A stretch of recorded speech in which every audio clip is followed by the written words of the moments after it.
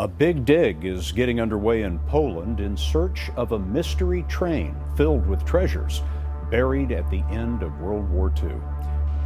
The Polish government has gone ahead and had the site cleared. Now the army is checking for Nazi booby traps.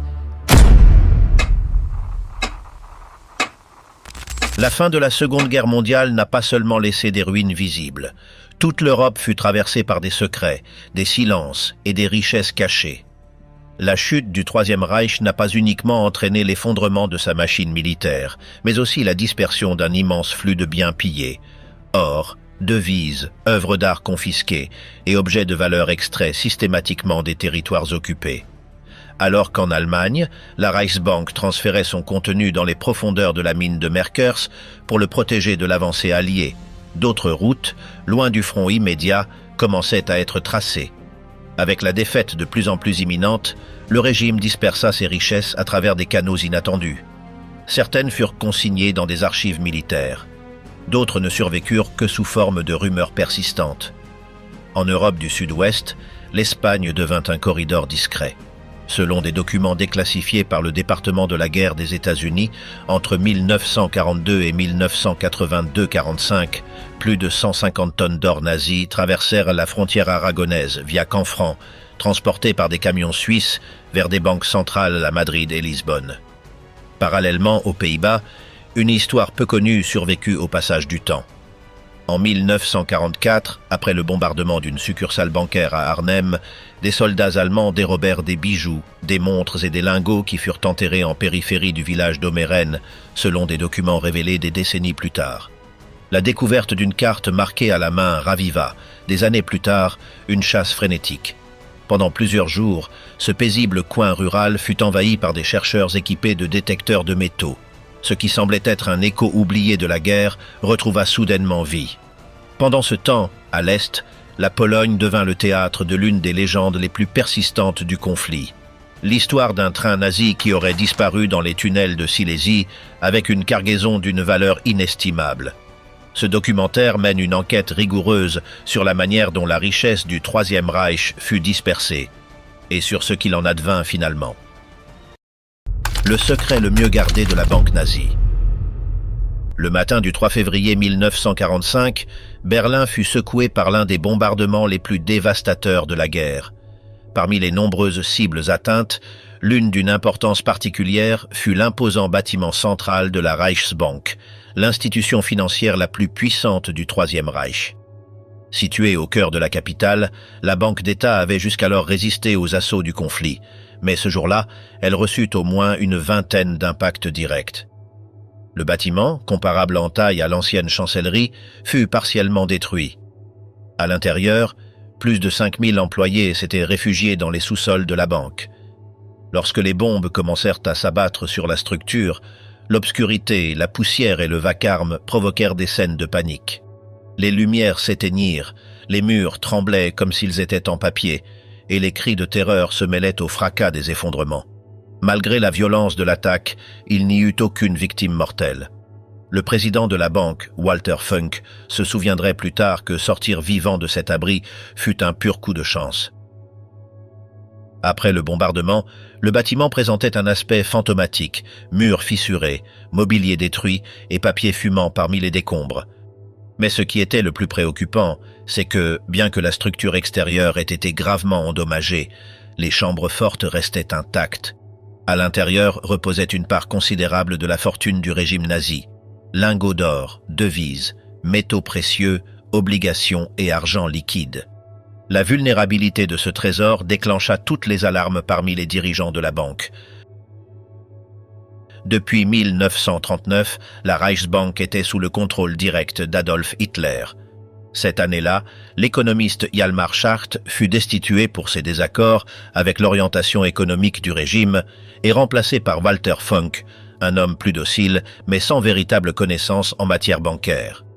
En pratique, la gestion fut confiée au vice-président Emil Pühl, qui, bien qu'il anticipât la défaite allemande, choisit de rester fidèle au système. C'est Pühl qui orchestra le stockage et la redistribution de l'or nazi.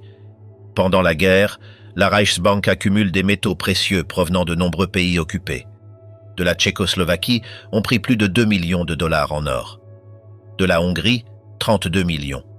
La France, à travers le butin belge conservé à la Banque de France, apporta 200 millions. Même lors de la retraite des Allemands d'Italie, ils emportèrent avec eux 100 millions supplémentaires. On estime qu'à son apogée, les réserves de la Reichsbank atteignirent 500 millions de dollars de l'époque. Une grande partie de ces fonds fut redistribuée à travers le territoire allemand. Malgré cela, Berlin restait le noyau principal de cette richesse pillée. Alors que la fumée s'élevait encore au-dessus des restes de la Banque centrale allemande, les autorités du Reich agirent avec empressement. Le transfert du personnel et des actifs financiers devint une priorité absolue. La décision fut claire: évacuer les principaux départements vers Weimar et Erfurt, tandis que les valeurs de l'État seraient transportées vers un lieu plus sûr, dissimulé sous terre. La destination choisie fut une mine de potasse à Merkers, dans l'État de Thuringe, à plus de 300 km de Berlin. Le 9 février, le premier convoi partit. 1000 sacs remplis de billets de banque, équivalent à 1 milliard de marques du Reich, accompagnés de devises étrangères, dont plus de 4 millions en billets américains, prirent la direction de Merkers. 3 jours plus tard, ce fut au tour de l'or. Environ 100 tonnes, d'une valeur estimée à plus de 200 millions de dollars de l'époque. Le transfert occupa 13 wagons de marchandises et leur déchargement nécessita 3 journées complètes. Les lingots furent stockés dans ce qu'on appela la salle 8, une chambre située au plus profond de la mine Kaiseroda. Pendant des semaines, cette immense fortune resta cachée sous la surface de la plaine de Thuringe. Mais le calme fut de courte durée. Fin mars, les forces du 3e armée américaine, menées par le général Patton, traversèrent le Rhin et entamèrent une avancée fulgurante vers l'est. Le 4 avril, elles atteignirent la région de Merker. La tentative allemande de rapatrier l'or vers Berlin échoua. Le réseau ferroviaire était paralysé et ils ne purent récupérer qu'une partie des billets de banque. Les 500 sacs restants furent abandonnés dans les tunnels. La chute de Merkers passa d'abord inaperçue, mais 2 jours plus tard, un événement inattendu changea la donne. 2 policiers militaires américains, patrouillant en jeep, offrirent leur aide à 2 femmes déplacées. Au cours du trajet, l'une d'elles indiqua l'entrée de la mine et révéla qu'elle abritait l'or du Reich. Cette information fut rapidement confirmée par d'autres témoins, y compris des prisonniers britanniques employés au déchargement quelques semaines plus tôt.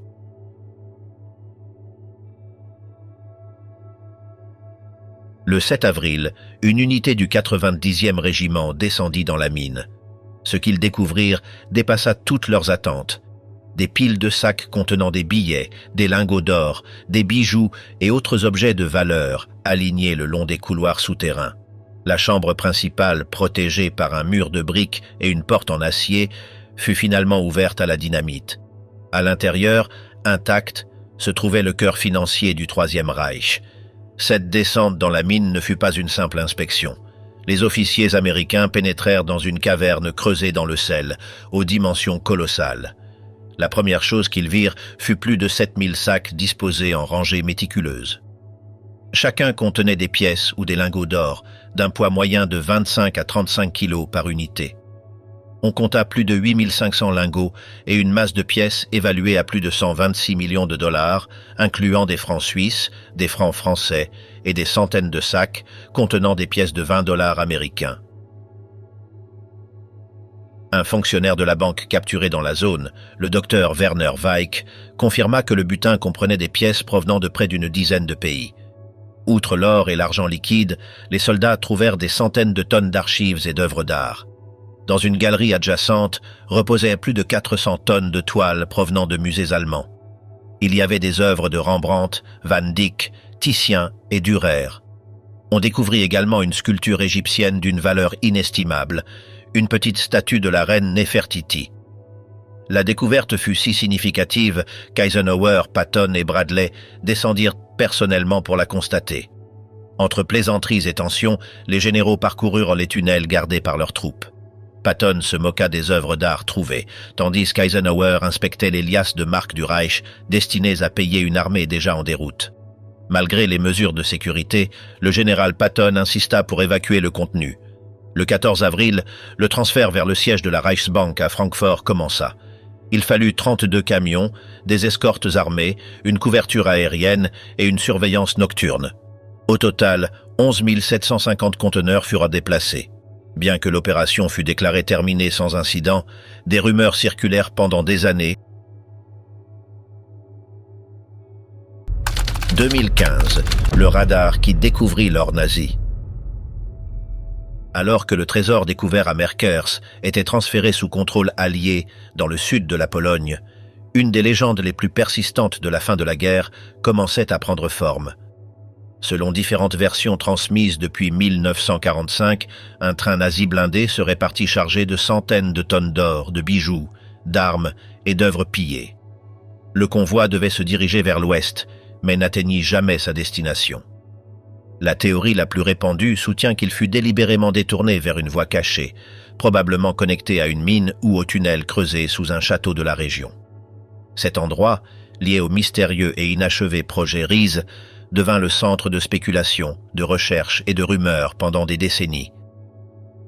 Sous le régime communiste, entre 1947 et 1989, les autorités polonaises menèrent de nombreuses recherches infructueuses. Cependant, l'histoire persista grâce à Tadeusz Slowikowski, un habitant de Wałbrzych, qui consacra sa vie à enquêter sur ce prétendu train. Il en entendit parler pour la première fois en 1950, alors qu'il n'avait que 20 ans. Sa motivation n'était pas seulement historique, sa mère était morte à Auschwitz. Peu après la guerre, il sauva un Allemand nommé Schulz, qui, en guise de reconnaissance, lui parla d'un passage souterrain près d'une ligne ferroviaire. Un autre témoin, un employé des chemins de fer, affirma avoir vu des rails s'enfoncer dans un tunnel qui fut muré peu après. Il déclara avoir gardé le silence pendant des décennies par peur, après avoir été témoin de l'exécution d'une famille vivant près de la voie.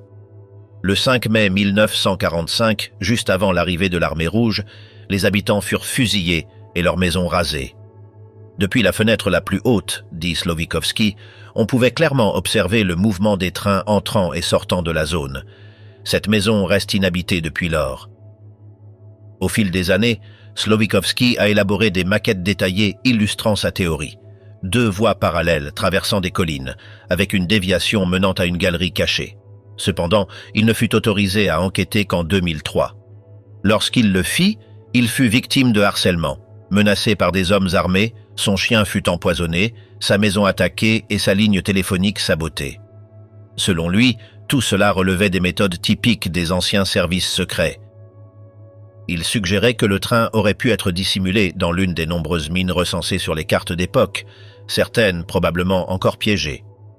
Cette hypothèse coïncide avec celle de Magdalena Wock, directrice du château de Książ, qui affirmait que d'autres trains cachés contenant des œuvres d'art ou des documents classifiés pourraient exister. Le maire de Wałbrzych, Roman Przełęcz, reconnaissait lui-même que la région restait un enclave regorgeant de secrets. Le témoignage de Slowikowski et les soupçons entourant le complexe souterrain du château de Książ avaient maintenu la légende en vie. Mais ce ne fut qu'à l'été 2015 que l'histoire sembla prendre une forme tangible. Le 20 août, 2 chercheurs indépendants, l'Allemand Andreas Richter et le Polonais Piotr Koper, annoncèrent avoir localisé le légendaire train d'or nazi à l'aide d'un radar à pénétration de sol. Selon leur dire, le convoi était dissimulé à environ 50 mètres sous terre, dans une zone montagneuse de la Basse-Silésie où le Troisième Reich avait développé des complexes souterrains pendant la guerre. L'annonce eut un impact immédiat. Les médias internationaux se passionnèrent pour l'histoire, et pour la première fois en des décennies, les spéculations locales prirent une ampleur institutionnelle. Les découvreurs communiquèrent leurs trouvailles par l'intermédiaire d'un avocat et exigèrent, dès le départ, une récompense équivalent à 10% de la valeur du contenu si l'existence du train était confirmée. Pour étayer leur déclaration, ils publièrent sur leur site web une image obtenue par le géoradar KS-700. Cette image montrait une silhouette allongée qui, selon eux, correspondait à un train blindé de 120 à 150 mètres de long. Quelques jours plus tard, le vice-ministre polonais de la culture de l'époque, Piotr Żuchowski, fit une déclaration fracassante. Après avoir examiné les données préliminaires et reçu des rapports techniques, il affirma être convaincu à 99% que le train avait bel et bien été découvert. Il précisa toutefois qu'aucune preuve concluante n'indiquait qu'il était chargé d'or, comme le voulait la légende. L'enthousiasme, cependant, retomba rapidement. À la mi-décembre, plusieurs experts de l'Institut technique et scientifique de l'Université de Cracovie démentirent l'euphorie initiale. Lors d'une conférence de presse tenue le 15 de ce mois, le professeur Janusz Madej résuma les résultats de l'analyse indépendante. Il pouvait y avoir une structure souterraine, peut-être un tunnel, mais aucune preuve de la présence d'un train n'avait été trouvée.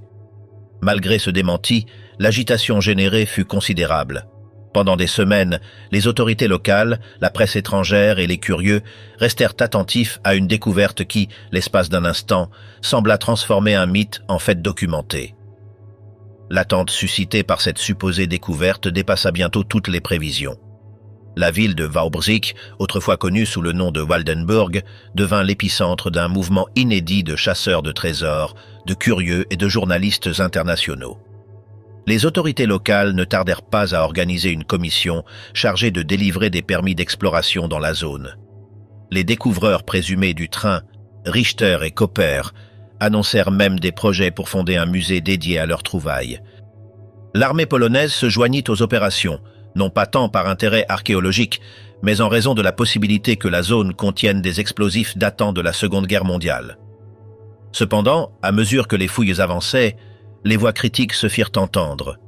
Wiesław Nawrocki, chercheur à l'Institut d'optimisation des processus de Cracovie, qualifia l'image du géoradar publié par les découvreurs de montage grossier.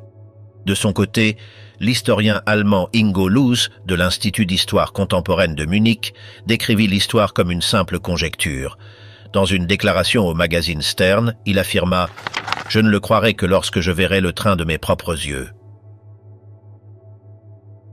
Malgré le scepticisme, il existait des raisons solides pour ne pas rejeter totalement l'hypothèse. Pendant des décennies, une rumeur circulait en Silésie selon laquelle, entre la fin de 1944 et le début de 1945, les autorités nazies auraient confisqué l'or de la ville de Breslau, aujourd'hui Wrocław, et l'auraient chargé avec des bijoux et des documents dans un train blindé qui n'atteignit jamais sa destination. Avec l'avancée soviétique et l'effondrement imminent du front oriental, ce chargement aurait été envoyé vers l'ouest du Reich. Peu après, la guerre prit fin et les Alliés attribuèrent la Silésie à la Pologne en compensation des pertes territoriales à l'est. Certains soutenaient que le convoi avait disparu près du château de Książ, à seulement 3 kilomètres de Wałbrzych, comme l'affirmait Słowikowski. D'autres pointaient vers les collines proches de Pieczowicz en s'appuyant sur un document vu par l'entrepreneur Posibirski. Un autre élément qui alimentait la possibilité d'un train caché était le contexte géographique. Les montagnes du Hibou abritent les vestiges du projet RISE, un réseau de tunnels fortifiés dont l'objectif n'a jamais été pleinement élucidé. On sait que le Troisième Reich prévoyait d'y établir un quartier général souterrain, des usines militaires et des refuges stratégiques, avec le château de Książ comme pivot du complexe. Aucune de ces structures ne fut achevée. Le système RISE, composé de 7 installations inachevées, fut construit dans des conditions inhumaines par des prisonniers du camp de concentration de Gross-Rosen et de ses sous-camps. Selon les archives de la fondation qui préserve la mémoire de ce lieu, au moins 13 587 personnes perdirent la vie durant sa construction. Malgré la controverse croissante et le scepticisme de la communauté scientifique, les autorités ont autorisé de nouvelles inspections. En novembre 2015, 2 études indépendantes ont été menées, l'une dirigée par Piotr Koper et Andreas Richter, et l'autre par l'Académie des mines et de la métallurgie de Cracovie sous la direction de Janusz Madej. Le 15 décembre, ce second équipe a annoncé qu'aucune trace de wagon caché n'avait été trouvée. Seules des anomalies compatibles avec des formations géologiques ou, dans le meilleur des cas, un tunnel effondré ont été identifiées.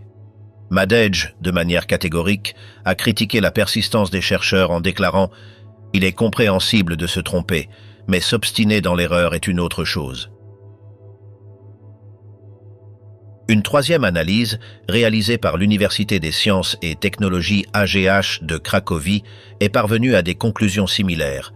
Aucune trace d'un train sous terre n'a été détectée. Malgré cela, avec le soutien d'investisseurs privés, les préparatifs pour des fouilles ont continué en 2016. En avril de cette même année, la municipalité locale a reçu une lettre anonyme de 10 pages. Le document contenait des cartes détaillées, des coordonnées techniques et la déclaration d'un prétendu témoin affirmant avoir vu 3 wagons dissimulés derrière une porte métallique dans un embranchement ferroviaire secret. Les autorités ont jugé l'information cohérente et fiable. Cependant, l'expéditeur n'a présenté aucune demande formelle et selon la législation en vigueur, toute fouille dans des zones à risque de vestiges militaires devait être approuvée par le Bureau de protection des monuments.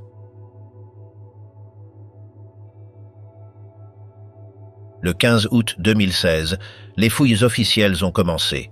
64 professionnels y ont participé, incluant des géologues, des archéologues, des chimistes, des ingénieurs et des experts en explosifs. L'opération a coûté un total de 131 000 $. 7 jours plus tard, elle a été annulée. Aucun convoi, aucune infrastructure ferroviaire, ni aucune preuve d'activité humaine n'ont été découverts. Cooper et Richter ont publiquement admis que l'image radar était en réalité une formation naturelle de glace et de roches. Malgré cet échec, Wałbrzych a connu un essor touristique inattendu. Le nombre de visiteurs a bondi de 44% et l'impact médiatique a généré un bénéfice publicitaire estimé à plus de 200 millions de $. Il a même été envisagé de dédier un rond-point aux 2 explorateurs. À la fin de l'année 2016, Cooper et Richter ont annoncé la création d'une fondation pour financer de nouvelles recherches. En juin 2017, en collaboration avec une entreprise géophysique de Varsovie, ils ont identifié 7 cavités souterraines pouvant correspondre à des tunnels avec un budget de 25 000 € pour une perforation exploratoire. Bien que le forage ait été programmé pour 2018, Richter s'est désengagé du projet cette même année. Cooper, en revanche, a continué. En janvier 2019, lors de travaux dans un palais à Struga, il a découvert des fresques du XVIe siècle cachées derrière un mur, une trouvaille significative du point de vue patrimonial, mais sans lien avec le mystérieux train d'or nazi. Après l'échec des fouilles officielles de 2016 et le retrait de l'un des principaux instigateurs, de nouvelles voix critiques ont émergé. L'une d'elles était celle d'Igor Prelin, ancien membre des services de renseignement soviétiques. Dans une interview accordée au Daily Mail, il a affirmé n'accorder aucune crédibilité à l'hypothèse d'un train nazi caché en Silésie. Selon son témoignage, l'armée rouge et les services secrets de l'URSS ont effectué de multiples recherches dans cette zone entre 1945 et la chute du bloc communiste, sans trouver de traces d'un convoi enfoui. Cependant, Prelin a introduit une perspective plus troublante. Il jugeait plausible que, si un train caché existait, son contenu ne soit pas constitué de lingots ou d'objets précieux, mais de restes humains. Selon lui, les tunnels souterrains n'auraient pas été conçus pour stocker des richesses, mais pour faciliter le transport clandestin de prisonniers sous le régime nazi, notamment vers le camp de concentration de Gross-Rosen, situé à proximité. Pendant ce temps, le projet Ries demeure un terrain d'incertitude. Ce complexe, encore partiellement inexploré, alimente diverses interprétations. Certains chercheurs soutiennent qu'une partie du train, ou sa prétendue cargaison, pourrait encore se trouver sous les décombres. D'autres estiment que cette histoire relève d'un phénomène culturel né du traumatisme de la guerre, de l'attraction pour les secrets du Troisième Reich et de l'économie du mythe. Quelle que soit sa véracité, la légende a laissé une marque visible dans la région. Elle a donné lieu à des documentaires, des publications, des recherches académiques et même des initiatives touristiques. À Wałbrzych, l'histoire du train a généré des emplois, des revenus et une identité locale construite autour du mystère. L'absence de preuves définitives n'a pas arrêté ceux qui continuent de poursuivre la quête. Si l'existence du convoi était un jour confirmée, l'État polonais deviendrait le détenteur légal de son contenu. Cependant, le Congrès juif mondial est intervenu pour rappeler que, si de l'or, des bijoux ou des biens de valeur étaient redécouverts, il est très probable qu'ils proviennent du pillage nazi contre des citoyens juifs. Selon Robert Singer, son directeur général, il serait indispensable de prendre toutes les mesures nécessaires pour garantir que ces objets soient restitués à leurs propriétaires légitimes ou à leurs descendants. Découverte de l'or nazi en Espagne. En pleine Seconde Guerre mondiale, la gare de Canfranc, située dans les Pyrénées aragonaises, a connu ses années les plus intenses. C'est entre 1942 et 1943, après sa réouverture suite à la fermeture due à la guerre civile, que ce passage est devenu un axe clé du trafic ferroviaire entre l'Espagne et le reste de l'Europe. La ligne d'Irún était sous contrôle allemand et celle de Portbou avait été temporairement fermée en raison d'inondations. Cela a fait de Canfranc la seule voie directe permettant à l'Espagne de maintenir des échanges avec d'autres pays durant ces années. Pendant cette période, plus de 86 tonnes d'or furent acheminées par cette gare, provenant de Suisse. De cette quantité, plus de 12 tonnes restèrent sur le territoire espagnol, tandis que les 74 autres furent envoyées au Portugal. L'or ne voyageait pas toujours par train. Des camions portant des plaques d'immatriculation suisses arrivaient également, dont les conducteurs se reposaient dans des hébergements à proximité, comme l'hôtel Maraco et l'hôtel Ara, situés dans la zone de Los Arañones, où se trouvait la gare internationale. De là, les lingots étaient transportés par la route jusqu'à Lisbonne et, depuis la capitale portugaise, renvoyés à Berne. Cette route fut utilisée pour déplacer une grande partie de l'or volé par les nazis, tant dans les pays occupés qu'aux victimes des camps de concentration. Ce même passage fut également utilisé pour envoyer depuis l'Espagne et le Portugal des minerais comme le wolfram et le fer, essentiels pour maintenir l'industrie de l'armement d'Hitler en activité. En échange de ces métaux, davantage d'or provenant du pillage nazi arrivait, blanchi, dans des banques suisses pour sembler légal. Cet échange fut confirmé grâce à une série de documents découverts des décennies plus tard dans la même gare de Canfranc. Ces documents furent retrouvés par un citoyen français nommé Jonathan Diaz, qui les sauva alors qu'ils étaient à moitié détruits et oubliés. Avec la fermeture du tunnel ferroviaire en 1970 et la disparition du bureau de douane en 1992, cet endroit fut abandonné. Le service fut supprimé dans le cadre des nouvelles politiques de libre circulation au sein de l'Union européenne. Mais avec lui, bien plus fut perdu. Canfranc cessa d'être un point stratégique, une sortie cachée entre les montagnes qui, à son apogée, fut cruciale pour le trafic de marchandises et pour approvisionner la moitié de l'Europe en pleine guerre. Au-dessus de l'écusson de Canfranc, on peut encore lire l'ancien droit de rota y porta, un privilège royal accordé au XVe siècle. Il permettait aux habitants de percevoir une taxe pour chaque chargement ou troupeau traversant leur pont. Le village avait été, à d'autres époques, un lieu avec sa propre douane, où des taxes étaient déjà perçues sur le passage des marchandises bien avant la construction de la gare. Au Moyen-Âge, entre les XIe et XIIe siècles, il existait déjà là le Campum Francum, un point de passage avec un moulin, une maison de change et un hébergement pour les pèlerins qui empruntaient le chemin de Saint-Jacques par le Somport plutôt que par Roncevaux. La découverte des documents clés se produisit de manière inattendue. Jonathan Diaz, conducteur d'autobus d'origine espagnole travaillant sur la ligne Oloron-Canfranc pour une entreprise française, profitait de ces moments libres entre deux trajets pour se promener dans la gare en ruine. C'était un jour pluvieux de novembre de l'an 2000 lorsqu'il décida d'entrer dans l'ancien Recinto, comme il l'avait fait d'autres fois. Mais cette fois, quelque chose d'inhabituel attira son attention. Un tas de papiers abandonnés parmi les wagons désaffectés. Parmi eux, il trouva une feuille portant le sceau du ministère des Finances espagnol et la mention « Importation de lingots d'or ». Il emporta les feuillets chez lui, un peu humides et vieillis, et en les examinant, il constata qu'ils concernèrent le passage d'or pendant les années 40. Cette nuit-là, il eut du mal à dormir. Il pensa que s'il les laissait là, la pluie finirait par les détruire. Malgré le mauvais temps et la peur des contrôles policiers, il décida de retourner en chercher davantage. Il prépara des vêtements chauds, une lampe de poche et des sacs poubelles, puis se rendit à nouveau à la gare de nuit. La gare était déserte. On n'entendait que le vent et la rivière. Il emprunta le passage souterrain d'accès, le bruit de ses pas résonnant contre les murs. Il n'alluma sa lampe qu'une fois certain que personne ne le voyait. Il rassembla tous les documents qu'il put, les mit dans des sacs noirs et décida de les cacher près de l'église du village, parmi les buissons, pour les récupérer calmement le lendemain.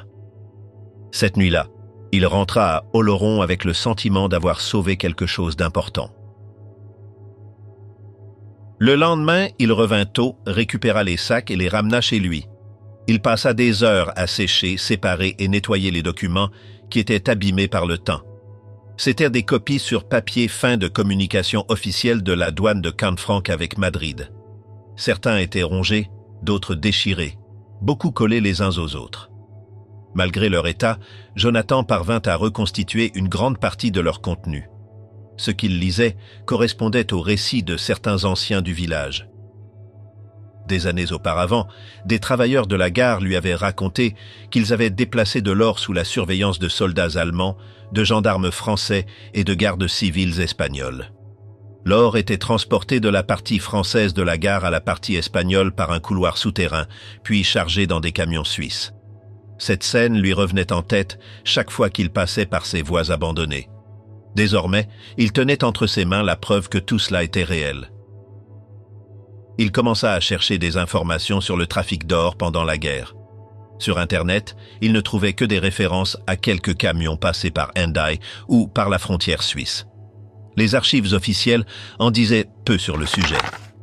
Il décida alors d'interroger les habitants de Canfranc, surtout les plus âgés, bien que ce ne fût pas facile. Beaucoup refusèrent de parler. Ils avaient peur de ses souvenirs. Certains lui demandaient si révéler ce qu'ils savaient pouvait leur causer des ennuis. Jonathan a remarqué qu'une atmosphère de peur persistait, même après tant d'années.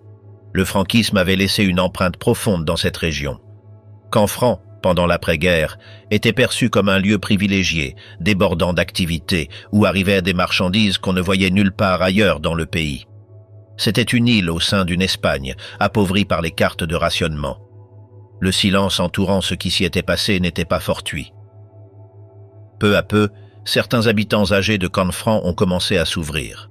Jonathan a réussi à leur faire raconter plus de détails sur le passage de l'or et sur la vie à la gare pendant les années de guerre.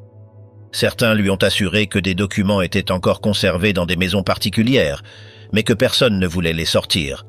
D'autres lui ont dit que ce qu'il avait trouvé n'était qu'une partie de tout ce qui était passé par là, et que beaucoup d'autres choses avaient été perdues ou délibérément cachées. La surveillance dans le village pendant l'après-guerre était très stricte. Seules les personnes munies d'une autorisation spéciale pouvaient y résider. La police exigeait des garanties de personnes de confiance et contrôlait tous ceux qui circulaient dans la zone. Canfranc se trouvait dans une zone de sécurité du régime franquiste. Pour visiter la gare, même pour quelques jours, il fallait obtenir un laissez-passer. Le contrôle était total, comme s'il s'agissait d'une zone militaire. L'un des documents découverts par Jonathan précisait que la police devait identifier en moins de 8 jours toute personne résidant à Los Arañones et qui n'y était pas présente depuis le 18 juillet 1936. Si elle n'était pas fonctionnaire de l'État ou ne pouvait justifier son emploi, elle devait être expulsée. Ainsi, on s'assurait que seules des personnes loyales au régime puissent séjourner dans un lieu où transitaient tant de marchandises précieuses. Avec le temps, la découverte de Jonathan a été rendue publique. Renfe, qui avait laissé la gare dans un état de délabrement, a mal réagi. Au lieu de remercier pour la récupération de ces documents, l'entreprise l'a dénoncé pour appropriation indue, considérant que les papiers restèrent sa propriété. Elle a exigé leur restitution. Une procédure judiciaire a été ouverte à Jaca. Parallèlement, en secret, Renfe a également tenté de négocier avec lui. Le Français n'a jamais nié avoir pris les documents, mais il insistait sur le fait qu'ils étaient abandonnés, mouillés, jetés au sol, sans que personne ne s'en occupe. Pendant des années, Renfe ne les avait ni protégés ni archivés. Lui les avait simplement sauvés d'une détérioration totale. De nombreux habitants du village l'ont soutenu. Ils savaient que, sans lui, tout ce matériel aurait été perdu à jamais. Grâce à ces documents, on a pu établir qu'entre 1942 et 1943, plus de 86 tonnes d'or suisse sont passées par Canfranc, dont une partie est tombée entre les mains du régime de Franco, tandis qu'une autre poursuivait vers Lisbonne. Cet or, souvent volé à des juifs ou à des banques occupées par les nazis, était échangé contre du wolfram et d'autres métaux extraits de mines espagnoles et portugaises. Ces matériaux étaient indispensables pour permettre à l'Allemagne de continuer à fabriquer des armes.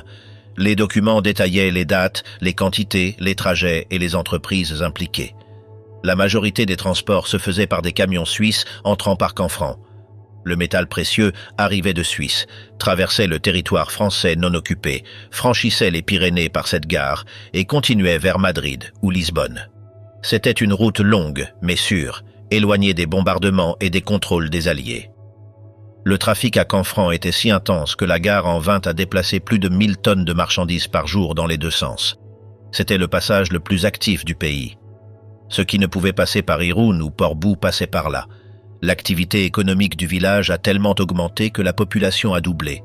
Les hôtels étaient pleins, les commerces ouverts, les restaurants fonctionnaient jour et nuit. C'était un monde à part, alors que le reste de l'Espagne vivait dans la faim et la pénurie. Des années plus tard, lorsque Jonathan a rendu tout cela public, on a découvert que bien d'autres documents historiques se trouvaient encore dans le quai postal, un entrepôt séparé du bâtiment principal de la gare. Ils étaient dans des paniers cassés, humides, entassés sans ordre. Des habitants du village ont tenté d'en récupérer certains pour éviter qu'ils ne disparaissent. Beaucoup avaient été rongés par des rats ou mouillés par la neige entrant par les vitres brisées. Dans cet entrepôt se trouvaient également des vestiges de l'activité de la douane internationale. Lettres, télégrammes, factures, données d'expédition postale et registres de voyageurs. Tout cela, qui témoignait de l'histoire réelle de ce qui s'était passé à Canfranc, a failli disparaître sans que personne ne s'en rende compte. La gare elle-même a été utilisée pendant des années comme décor pour des publicités et des films, sans que rien de son contenu ne soit protégé. L'or du Troisième Reich est passé par Canfranc, et le monde l'a ignoré pendant plus d'un demi-siècle. La découverte fortuite de Jonathan Diaz n'a pas seulement révélé des documents oubliés, elle a également ravivé l'intérêt pour une partie occultée de l'histoire. Aujourd'hui, on sait avec certitude que cette gare de montagne, entourée de neige et nichée entre les montagnes, fut l'un des points clés par où transita une partie de la richesse volée par le régime nazi. Une route secrète entre la Suisse, l'Espagne et le Portugal, dans laquelle collaborèrent plusieurs gouvernements, entreprises privées et agents internationaux. L'or, en fin de compte, n'a pas seulement acheté des armes, il a aussi acheté le silence. Découverte de l'or nazi aux Pays-Bas. En janvier 2023, les Archives nationales des Pays-Bas ont publié des milliers de documents de la Seconde Guerre mondiale, conservés sous clé pendant des décennies. Parmi eux figurait une carte dessinée à la main par un soldat allemand où un X marquait l'endroit présumé où les nazis auraient enterré un chargement d'or. Le lieu indiqué se trouvait en périphérie d'un petit village nommé Omeren, au centre du pays. Ce papier a immédiatement suscité un vif émoi. La carte comportait des notes et des lignes, indiquant des chemins et des arbres comme points de repère. Elle précisait qu'à cet endroit exact avaient été cachées des caisses contenant des pièces d'or, des bijoux, des pierres précieuses et d'autres objets de valeur. Cette information n'était pas totalement inédite. Dès 1947, les autorités néerlandaises avaient entendu parler de ce trésor et l'avaient cherché sans succès, mais l'affaire avait été classée. Avec la publication officielle de la carte, l'histoire est devenue publique pour la première fois. La carte avait été remise par un ancien soldat allemand qui affirmait avoir personnellement assisté à l'enfouissement des caisses durant les derniers mois de la guerre. Il assurait que l'or provenait d'un bureau d'une banque ou d'une caisse d'épargne à Arnhem et qu'il avait été caché sur ordre d'officiers nazis avant l'arrivée des Alliés. La carte fut découverte dans un vieux dossier portant le code 1947-32, qui contenait également des rapports d'interrogatoire de cet ex-soldat allemand, des notes de renseignement et des correspondances entre divers fonctionnaires. Tout indiquait qu'à la fin de la guerre, un petit groupe de soldats avait caché 3 caisses remplies d'objets volés. L'objectif était d'éviter qu'ils ne tombent entre les mains de l'armée alliée. Les autorités néerlandaises avaient déjà tenté de retrouver ce trésor à l'époque. En 1947, elles avaient effectué une fouille au même endroit indiqué par la carte, mais sans rien trouver. À l'époque, il n'existait pas de technologies avancées comme les géoradars ou les drones, seulement des pelles, des plans rudimentaires et des témoignages manuscrits. Après plusieurs jours de travail sans résultat, l'affaire fut close et les documents rangés dans les archives nationales. Des décennies plus tard, lorsque les documents furent déclassifiés en 2023 dans le cadre d'une ouverture annuelle, la carte attira l'attention des médias internationaux. Des gens de tout le pays commencèrent à s'intéresser à l'histoire. Certains se rendirent au village avec des détecteurs de métaux, d'autres avec des pelles, prêts à chercher de leur propre initiative. Mais le terrain était protégé. Il faisait partie d'une zone naturelle, et toute fouille nécessitait une autorisation officielle. La Fondation historique d'Omeren demanda alors aux autorités de procéder à une fouille sérieuse et encadrée. Il ne voulait pas que des curieux détruisent l'environnement naturel, ni que des chercheurs illégaux apparaissent. La municipalité accepta la requête et organisa une intervention archéologique avec l'aide de l'Institut néerlandais du patrimoine culturel. La fouille officielle à Omeren débuta le 1er mai 2023. Le site, une zone verte entourée d'arbres près du village, fut sécurisé par des clôtures. Des archéologues professionnels, des techniciens du patrimoine national et des membres des services municipaux participèrent. Ils utilisèrent des équipements spécialisés, des scanners de sous-sol et des systèmes pour détecter les objets métalliques enfouis. Les travaux durèrent plusieurs jours. Plusieurs tranchées furent creusées aux endroits correspondant aux marques de la carte originale. Les équipes travaillèrent avec soin, contrôlant chaque couche de sol pour éviter d'endommager tout objet potentiellement caché. Des échantillons furent prélevés, des profils du terrain photographiés et des registres détaillés tenus pour chaque mètre exploré. Le paysage avait changé avec le temps. Les arbres mentionnés sur la carte avaient disparu. Le sol était plus humide et meuble en raison des pluies printanières. Malgré cela, les archéologues localisèrent les zones correspondant aux indications de l'ancien soldat. Au total, au moins 3 zones de recherche furent ouvertes, avec une profondeur suffisante pour détecter tout type de caisse ou structure enfouie. Mais rien ne fut trouvé. Ni pièces, ni bijoux, ni restes de bois ou de métal oxydé, indiquant qu'un objet avait été enterré. Le résultat fut négatif. L'équipe conclut que, s'il y avait eu un jour un trésor à cet endroit, il n'en restait plus rien. Une hypothèse est que quelqu'un aurait déterré les caisses des années auparavant, peut-être lors des recherches de 1947 ou même après, sans que cela ne soit officiellement enregistré. Une autre possibilité est que la carte soit erronée ou que le témoignage du soldat ne soit pas tout à fait exact. Il aurait pu exagérer ce qu'il avait vu ou se souvenir incorrectement de l'emplacement précis après tant d'années. Il est également possible que les objets n'aient jamais été enfouis ou qu'ils aient été déplacés ailleurs après la guerre. Il n'y a aucun moyen de le savoir avec certitude. Malgré l'absence de trésors, les autorités validèrent l'investigation. La fouille fut menée avec toutes les autorisations et procédures officielles.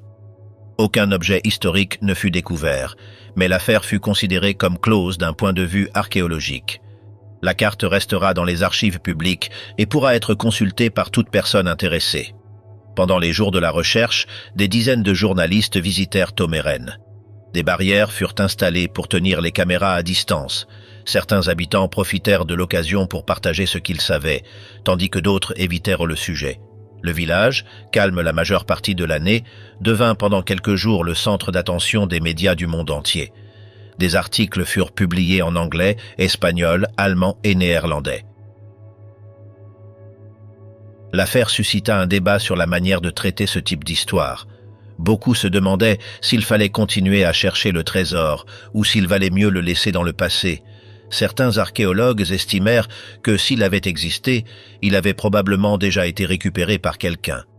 D'autres pensent qu'il pourrait encore être là, mais à une plus grande profondeur ou dans un endroit proche. Il est vrai que la carte existe, le témoignage aussi, et il y a des documents officiels qui le confirment.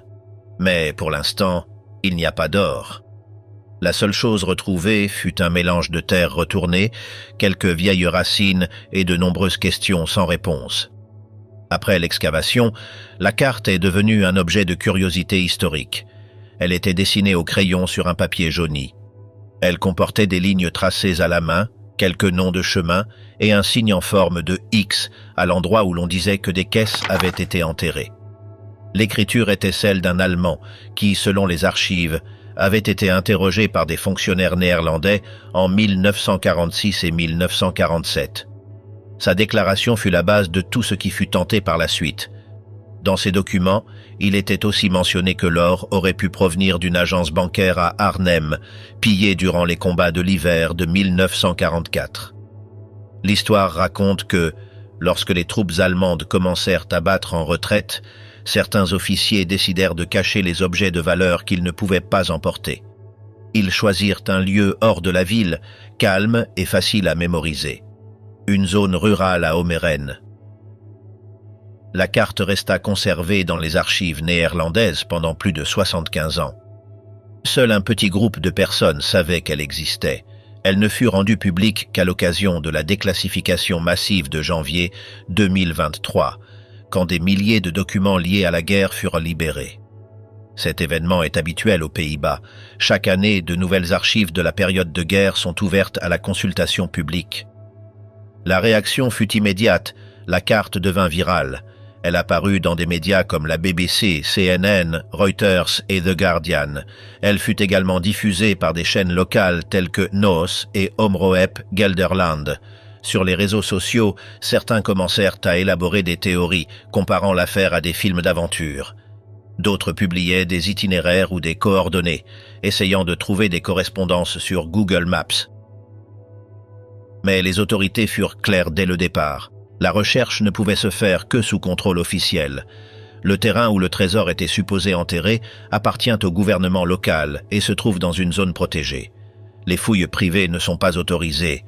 De plus, les techniciens ont signalé un possible danger dû à des explosifs non détonés datant de la Seconde Guerre mondiale qui pourraient encore se trouver sous terre. L'Institut néerlandais du patrimoine culturel a estimé que l'affaire avait été gérée correctement. Aucun trésor n'a été trouvé, mais une recherche sérieuse, documentée et respectueuse a été menée. Les experts ont rappelé qu'en archéologie, il ne s'agit pas toujours de découvrir des objets, mais de confirmer des faits. Dans ce cas, il a été confirmé que le lieu avait été examiné et qu'il n'existe aucune preuve que l'or s'y trouve encore. Dans le village d'Omeren, la vie a repris son cours normal. Certains habitants croient que l'histoire est vraie et que le trésor a été retiré depuis des décennies. D'autres pensent qu'il n'a jamais existé. Il y a aussi ceux qui considèrent cela comme une légende locale qui a pris de l'ampleur avec le temps. Mais la carte est toujours là, numérisée, cataloguée et accessible à toute personne souhaitant la consulter. Ce que cette affaire a laissé derrière elle dépasse la simple recherche d'or. Elle a montré comment une feuille oubliée dans une archive peut raviver des histoires du passé. Elle a également prouvé que l'intérêt pour les traces du Troisième Reich est toujours vivant, et qu'il reste encore des chapitres ouverts de cette époque. L'or nazi, réel ou non, a de nouveau fait les gros titres grâce à une carte dessinée il y a presque 80 ans. Pour l'instant, à Omeren, il n'y a pas d'or, seulement de la terre retournée, une histoire troublante et une croix sur un vieux papier qui continue de faire le tour du monde.